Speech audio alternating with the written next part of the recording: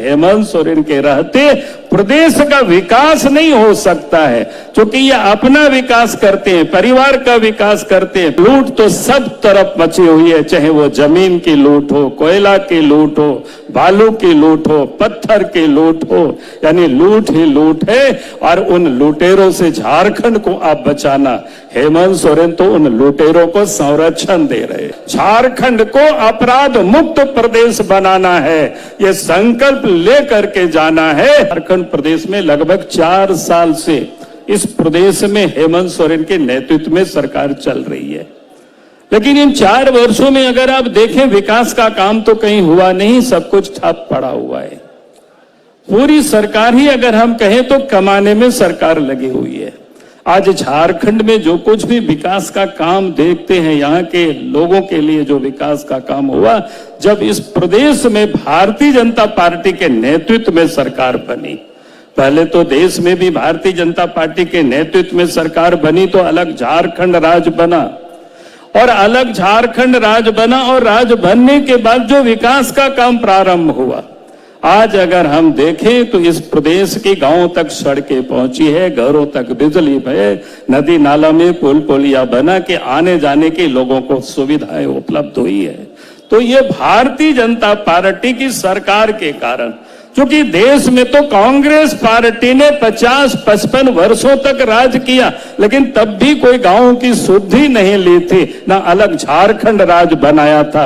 अगर इस काम को किसी ने पूरा किया तो भारतीय जनता पार्टी की सरकार ने किया। पहले अटल बिहारी वाजपेयी जी और आप देश के प्रधानमंत्री आदरणीय नरेंद्र मोदी जी के नेतृत्व में आप काम हो रहा है।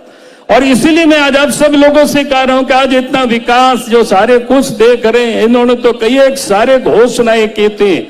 उन्होंने कहा था कि नौजवानों को 5 लाख नौजवानों को रोजगार देंगे, रोजगार नहीं देंगे तो भत्ता देंगे। चुनावी मंचों से नहीं, विधानसभा में उन्होंने घोषणा किया था। उनके वित्त मंत्री का बजट भाषण में है 2020 का, लेकिन आज तक उन्होंने एक भी काम पूरा नहीं किया। और इसलिए मैं कह रहा हूं कि आज इस राज्य में हेमंत सोरेन के रहते प्रदेश का विकास नहीं हो सकता है, क्योंकि ये अपना विकास करते हैं, परिवार का विकास करते हैं, पैसे के लिए राजनीति करते हैं। कानून व्यवस्था तो बिगड़ी हुई है, रोज चोरी डकैती हत्या अपहरण, बहु बेटियां सुरक्षित नहीं है। भ्रष्टाचार ब्लॉक से लेकर के जितनी भी सरकारी दफ्तर है, छोटा या बड़ा काम बिना पैसा से नहीं होता है। और लूट तो सब तरफ मची हुई है, चाहे वो जमीन की लूट हो, कोयला की लूट हो, बालू की लूट हो, पत्थर की लूट हो, यानी लूट ही लूट है। और उन लुटेरों से झारखंड को आप बचाना, हेमंत सोरेन तो उन लुटेरों को संरक्षण दे रहे हैं। आज अगर उन लुटेरों के विरोध में उन लोगों को पकड़ करके ईडी वालों ने जेल भेजा है, तो उनको बचाने के लिए सुप्रीम कोर्ट से महंगी वकीलों को ले आते हैं, करोड़ों टका उसमें खर्च करते हैं, ताकि उनके ऊपर कोई कार्रवाई नहीं हो, उनको बचाया जा सके। और आज जो हेमंत सोरेन कहते थे कि हम तो आंदोलनकारी के बेटे हैं, हम डरते नहीं है, लेकिन ईडी वालों ने जब उनको नोटिस दिया तो आज वो सुप्रीम कोर्ट हाई कोर्ट भागे फिर रहे हैं। भाई हेमंत सोरेन जी अगर कुछ गड़बड़ नहीं किए होते तो फिर उनको भागने की कोई जरूरत नहीं, ईडी के दफ्तरों में जाकर के सब कुछ बता देते आराम से, लेकिन उन्होंने तो इतनी गड़बड़ कर रखे हैं। और आज भी इस प्रदेश की यही हालत है।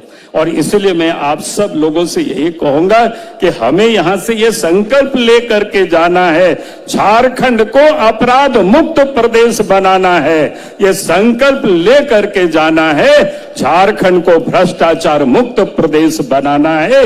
यही मैं आज आप सबसे निवेदन कर रहा हूं, क्योंकि आज आपको याद होगा जब इस प्रदेश में बीजेपी की सरकार होती है, चाहे बाबूलाल मारंडी की सरकार हो, चाहे अर्जुन मुंडा की सरकार हो, चाहे रघुवर दास की सरकार हो, अपराधी झारखंड से भागते हैं, डरे चियावा छोपते हैं। लेकिन आज वही पुलिस है अपराधियों को पकड़ने छोड़ करके अब वो सब लोग वसूली में लगा रखे हैं। हेमंत सोरेन जी, अब कोई बालू के घाट पर पुलिस बैठे हुए वो ट्रैक्टर को पकड़ते हैं।